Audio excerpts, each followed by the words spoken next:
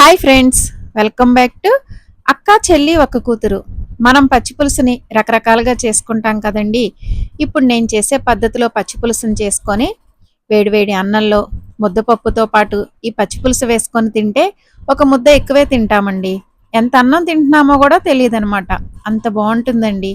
మామూలుగా మనం పచ్చి పులుసుని చింతపండుతో చేసుకుంటాం కదండి. ఈరోజు మనం పచ్చి మామిడికాయతో చేసుకుందామండి. అది ఎలాగో చూద్దామండి. ఒకేసారి ముద్దపప్పు మామిడికాయ ముక్కలు ఉడకబెట్టేసుకుందామండి. పని అయిపోతుంది కదా. దానికోసం ముందు కందిపప్పుని శుభ్రంగా కడుక్కొని ఓ అరగంటన్న నానబెట్టుకున్న తర్వాత ఇలా కుక్కర్లో కందిపప్పుతో పాటు కొంచెం నీళ్లు, కొంచెం ఆయిల్, లేకపోతే నెయ్యి వేసుకున్నా పర్వాలేదండి. ఎందుకంటే కందిపప్పు తొందరగా ఉడకటానికి. దాంతోపాటు పచ్చి మామిడికాయ ముక్కలు. ఇక్కడ నేను చిన్న రసం మామిడికాయ తీసుకున్నాను. అది సగం కాయ తీసుకున్నానండి. ఏదన్నా పుల్లటి మామిడికాయ సరిపోతుంది. ఆ మామిడికాయ ముక్కల్లో కొంచెం నీళ్లు పోసి ఉడికించుకోవాలండి. ఇక్కడ కందిపప్పు ఏమో ముద్దపప్పు కోసం, మామిడికాయ ముక్కలేమో పచ్చి పులుసు కోసం అండి. రెండు ఒకసారి పెట్టి ఇలా ఉడికించుకోవడం వల్ల రెండు చూడండి ఉడికిపోతాయి కదా. ఇప్పుడేమో కందిపప్పుని ఉప్పేసి కలుపుకొని ముద్దపప్పులా చేసుకోవచ్చు.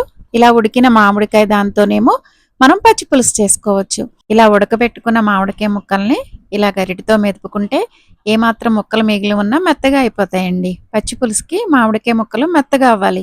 మీకు ఇంకో విషయం చెప్పమంటారా? మామిడికాయ పప్పు చేసుకునేటప్పుడు కూడా ఇలా చేసుకోవచ్చండి. పప్పుని మామిడికాయలను ఉడకపెట్టి రెండూ కలుపుకొని ఉప్పేసి తాలింపు వేసుకోవడమే. ఇప్పుడు పచ్చి పులుసులోకి కారం కోసమని ఇలాగ కొన్ని పచ్చిమిరపకాయలు, ఎండుమిరపకాయలు, కొంచెం ఆయిల్ వేసి మంచిగా ఫ్రై చేసుకొని దీన్ని పక్కన పెట్టుకోవాలి. ఇప్పుడు పచ్చి పులుసు కలుపుకుందామా అండి. దానికోసం నేను ఇలా మట్టిదుంటే దానిలో ముందు పచ్చిమిరపకాయలు, ఎండుమిరపకాయలు ఫ్రై చేసుకున్నాం కదండి. దాంతోపాటు రుచికి సరిపడా ఉప్పు. ఇప్పుడు కొంచెం ఉప్పు వేసుకొని ఇలాగా మెదుపుకోవాలి. తర్వాత ఉప్పు సరిపోతే మళ్ళీ వేసుకోవచ్చండి. ఇలాగా మెదుపుకున్న దానిలోకి మనం కట్ చేసుకున్న ఉల్లిపాయ ముక్కలను కూడా వేసి ఇంకొకసారి మంచిగా మెదుపుకోవాలి. ఇలా చేతితో మెదుపుకున్న పచ్చి పులుసు చేసుకుంటే ఆ టేస్ట్ బాగుంటుందండి. తర్వాత ఇందులోకి మామిడికాయ పేస్ట్ చేసుకున్నాం కదండి. అదే ఉడకపెట్టుకున్న మామిడికాయ ముక్కలండి.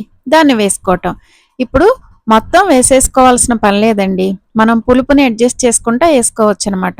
ఆల్రెడీ ఉడకపెట్టిందే కాబట్టి తర్వాతన్నా కలుస్తుంది. ఇప్పుడు కొంచెం వేసుకొని మొత్తం మళ్ళీ ఒకసారి మంచిగా కలిపేసుకున్న తర్వాత ఇందులో మనకు కావలసినన్ని నీళ్లు పోసుకోవడమేనండి. అంతే, మామిడికాయతో పచ్చి పులుసు రెడీ.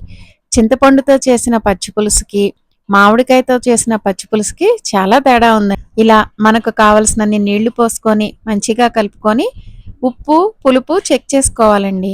ఇక్కడ మేము అన్నీ కలిపిన తర్వాత ఉప్పు తక్కువైందనిపిస్తే ఇంకొంచెం ఉప్పు వేసి కలిపామన్నమాట. ఇప్పుడు అన్ని రుచులు బ్యాలెన్స్ అవ్వాలి కదండి. అందుకే ఇందులో బెల్లపొడి కూడా వేసి కలిపామన్నమాట. మీకు బెల్లపొడి నచ్చదనుకోండి, అరటిపండున్నా వేసి కలుపుకోవచ్చండి. అప్పుడు టేస్ట్ బాగుంటుంది. ఇక్కడ మేము కొంచెం బెల్లపొడి వేసామన్నమాట.